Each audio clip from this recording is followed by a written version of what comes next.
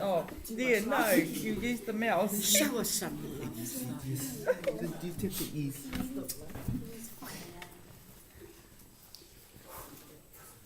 You knew really joy. I knew you were going to say it as soon as I bid it. In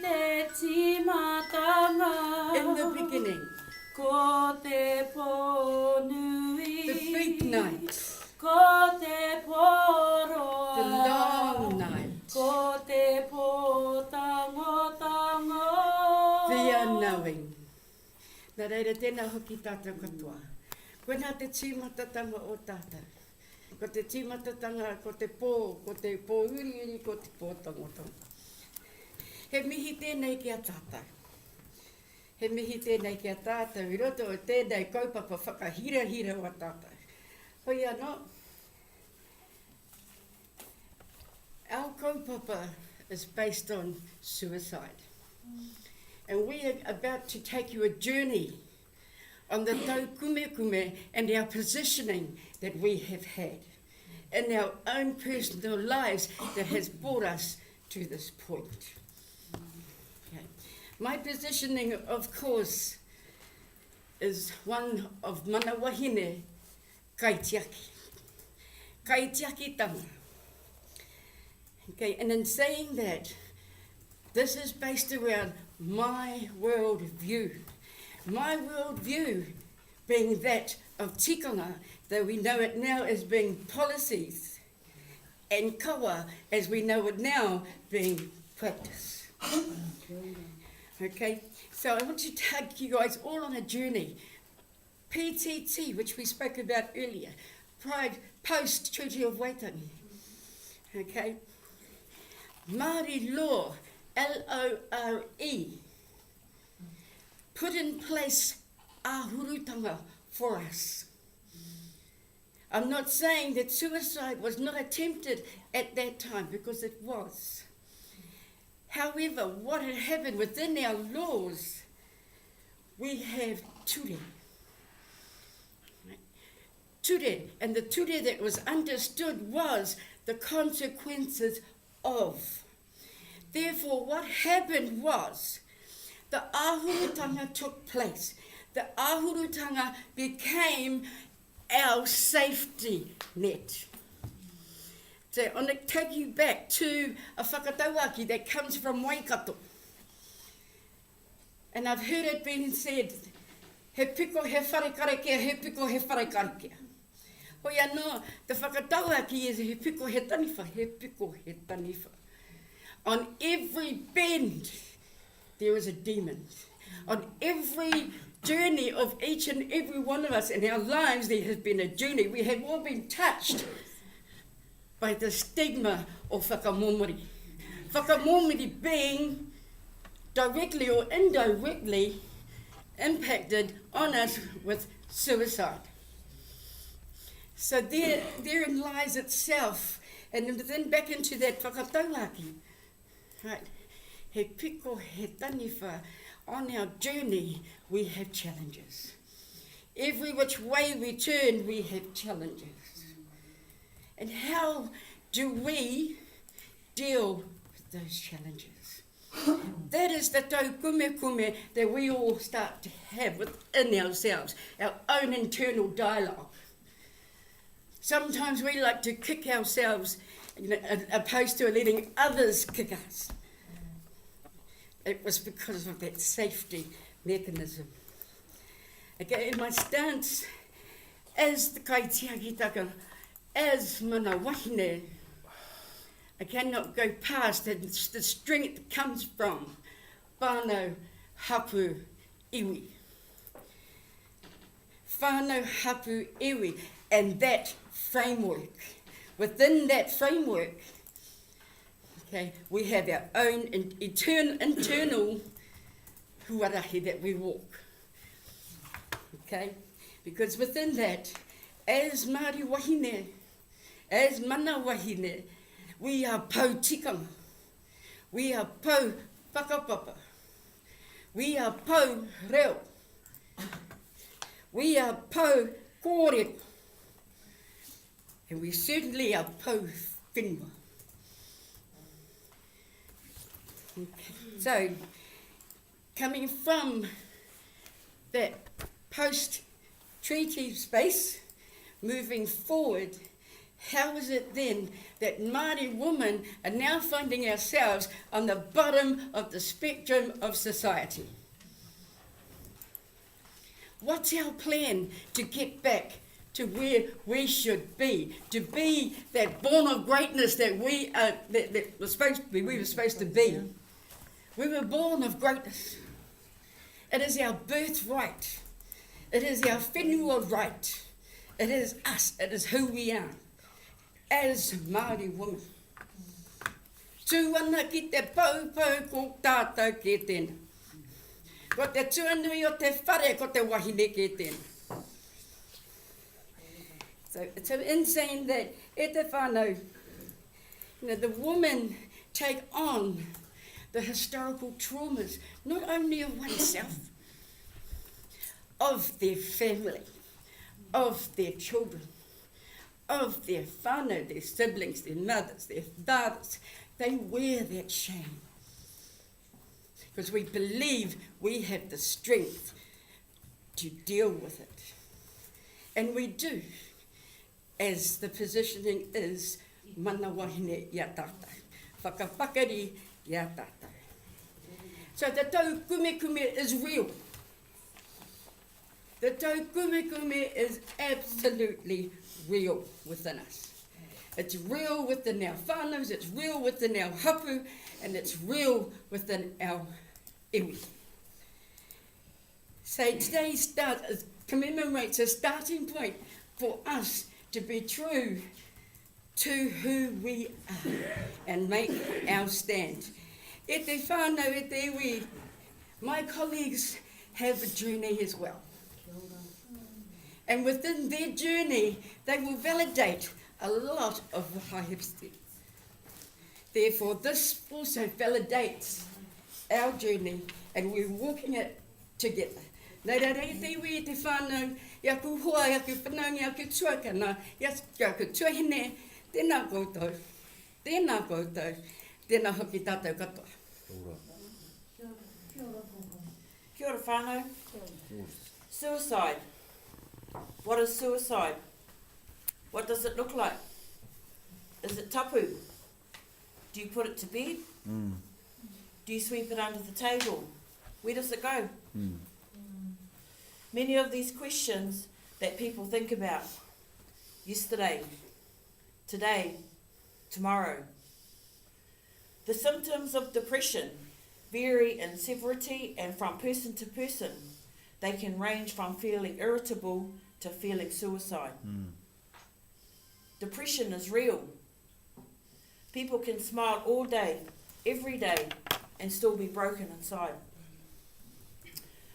While we hear loads about mental illness and depression, yet when it comes to suicide, there is a large area of society who almost get forgotten about, those that get left behind.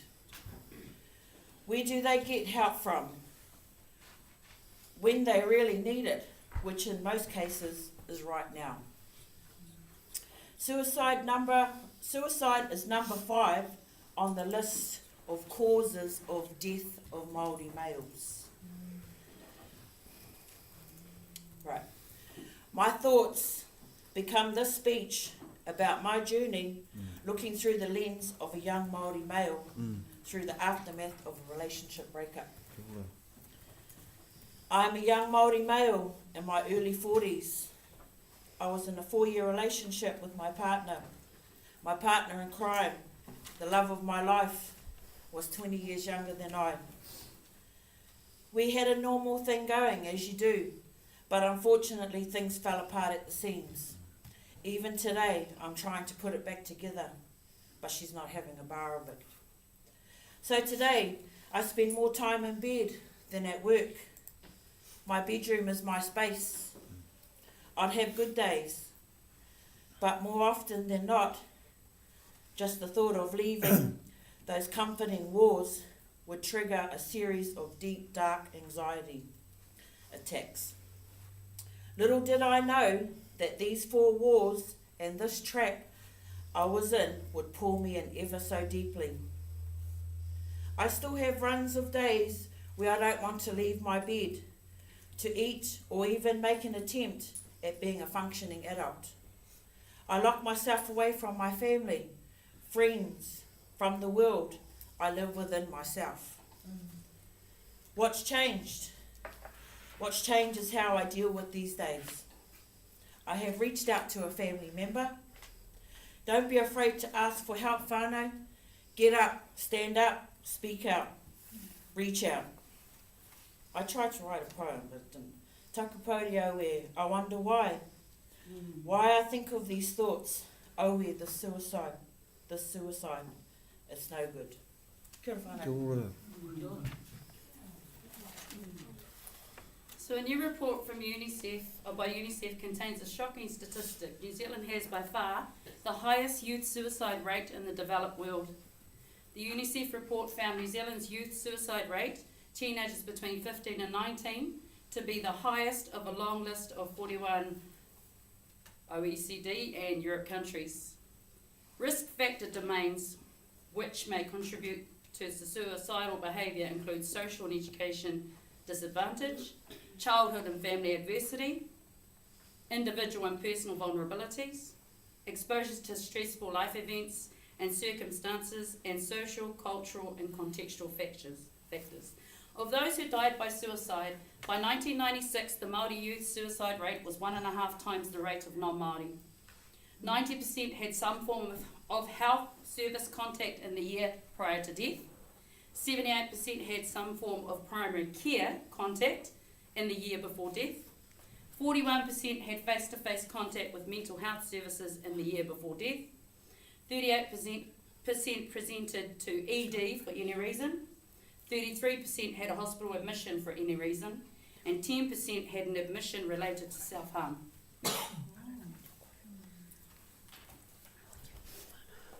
So the scene of my positioning is Hene. She's waking up and there's a party going on in her house. She gets up, puts on a uniform, rips in her stockings, hems down on her skirt, and her hair's all knotted. She's trying her best to tie it up. Hi, my name is Hene Kahurangi, and I'm 9 years old. Welcome to a day in my shoes. Hene's going to school. Ooh, look at her. Look at her ripped clothes and that shirt. Hasn't been washed. Yuck. Ooh. And look at her hair. I bet she has kutus or head lice. She can't read and she can't write, and she still counts with her fingers. Na na na na na. Hi, knees a dummy. Na na na na na. Hene tries to tell the teacher. Excuse me, miss. The teacher walks straight past. Hene tries louder. Excuse me, miss. The teacher then responds, what is it, Heine? They're picking on me, miss. Oh, get over it, Heine. They're just being friendly.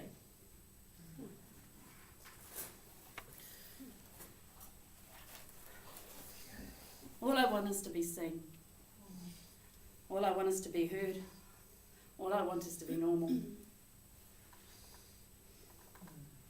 Who's going to care if I'm not here? They can't see me anyway. Who's going to know if I disappear?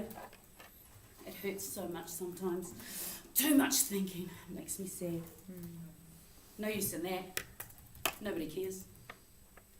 Oh well. Thanks for listening. If you ever really did. Bye, world.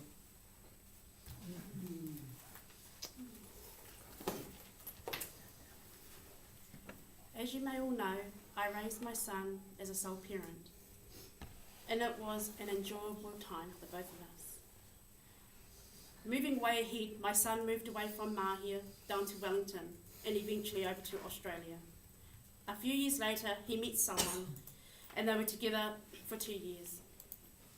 One night, I received a phone call from my boy telling me him and his partner had broken up.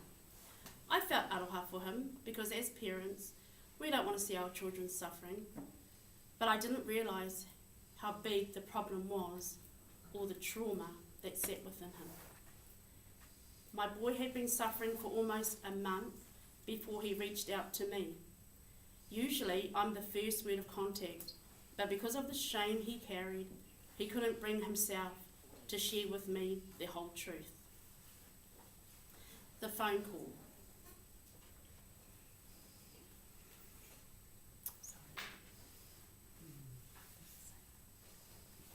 Hey boy, what's happening? Hi Mum, I have something to tell you, and it's going to hurt you more than it has hurt me. Oh boy, I need to ask you 2 things. Are you sick? No Mum. Are you in trouble with the law? No Mum. Oh yay, thank goodness, what's up?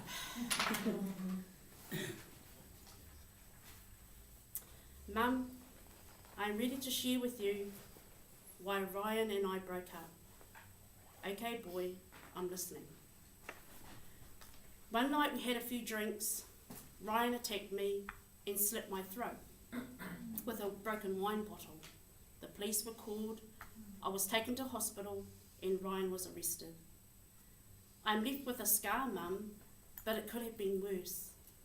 The thing now, Mum, is that he is mentally abusive to me and I can't do this anymore. I have asked him to leave, but he won't. I'm tired, Mum. All I want to do is not feel anymore. I want to sleep and think of nothing. As Stevie Ray's mum, my life revolved around him. Anything he needed, no matter where he was, I was there. I would fix the problem, then leave as I had to get back to work. This time around, I used a different approach, but I still supported him. I supported my son through spending hours on the phone for a week. During our conversations, I had an experience with him. As I reflected on each conversation, I actually walked side by side with him in a truly dark, lonely, and very sad place. During conversations, I gave my son advice based on my own life experiences. I said to him, boy, all the emotions you are feeling, go with it. Feel it all. I'm here with you. We will do this together. At this very moment, I know you're thinking you can't do this and nothing's going to change. But trust me, boy, every day will be different. It won't seem like it, but it will be.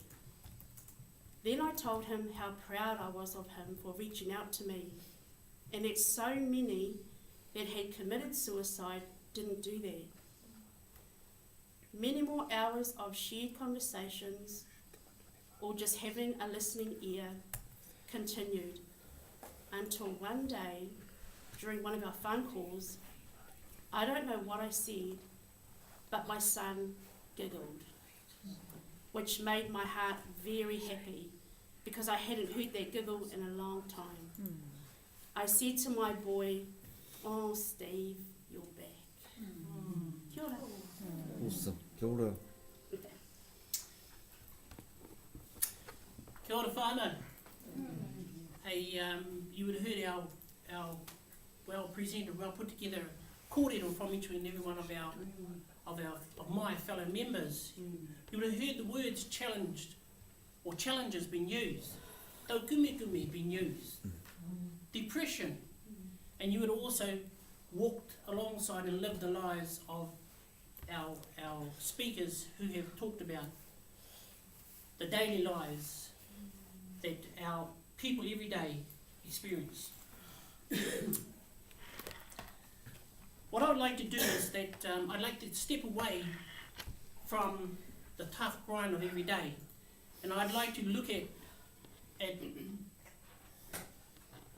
the angle of what I feel has caused us all to be in the position that we are in.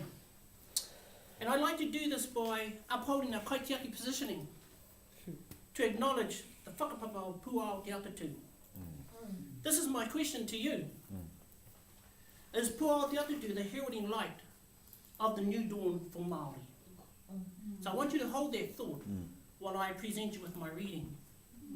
So it goes like this. Puao Te Atatu contains a detailed account of New Zealand's history, focusing on interactions between Indigenous Māori people and the British settlers. It points out in detail the harm done to Māori and their culture, the effects this has had on the well-being and socio-economic status of Māori people. Under the chairmanship of the late John Rangiho, the Māori Perspective Advisory Committee have articulated 13 recommendations, addressing the above mentioned in regard to becoming an anti-racist society and achieving social equality for Māori people. The key components within this proposal will be presented from a Māori worldview, which includes the notion of manatani as a methodology. Manatani is a construct that has been handed down from our atua tuakana, that has provided a podium for Tāne Māori today to challenge the hegemonic practices that exist in our society. Puao Te Atatu is rated extremely high by academics who believe effective policy is policy created and owned by the people who are affected by it. The most tangible practical recommendation in Puao Te Atatu was the establishment of a social welfare commission and local community-based executives committees to oversee the functioning of district welfare officers. This was a radical proposal about distributive democracy and community governance. It was adopted for a very short period and abandoned due to the threat posed to the central state. The core message of Puao Te Atatu is about institutional racism, as clearly expressed within Recommendation 1.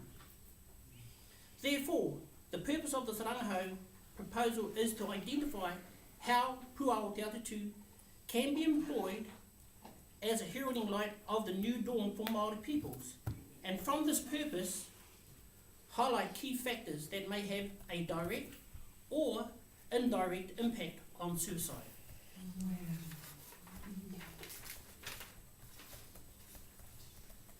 Puao Te Atatu report in my positioning was divulged to advise the Minister of Social Welfare on the most appropriate means to achieve the goal of an approach that would meet the needs of Māori in policy, Māori in planning, and Māori in service delivery.